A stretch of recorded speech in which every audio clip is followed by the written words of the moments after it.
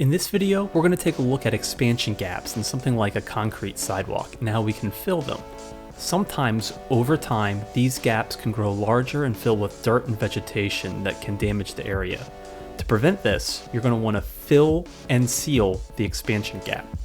The first step is going to be to clean out the gap of any dirt and debris and vegetation. After you've cleaned up the area and sprayed it clean, we can think about how we're going to fill the gap. For simple concrete sidewalks, something like this self-leveling concrete fill will work great. But before we start loading the filler into a caulk gun, it will be a good idea to use a backing rod, which is a small foam tube that you'll lay down first.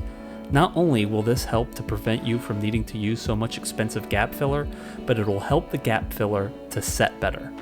This is the backing rod that I got to fit my gap, but they make them in many different sizes. I'll link what I used in the description. Once your gap is cleaned out and is ready for the backing rod, putting it in place is straightforward.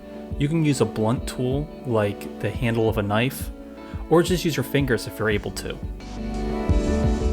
Once the backing rod is in place, you can now grab your caulk gun and start applying the self-leveling concrete filler. The sealant will eventually self-level, but it'll be very sticky before it dries, so anything that falls on top could really stick in. My tip is to get some sand that color matches the concrete that you're filling and pour it on top of the drying sealant. This will not only make the gap blend in better, but it'll protect it from falling debris while it's new and fresh. And that's it. After that, your expansion gap is filled and you have protection from vegetation coming in and damaging your concrete sidewalk. And here's an example of an end result.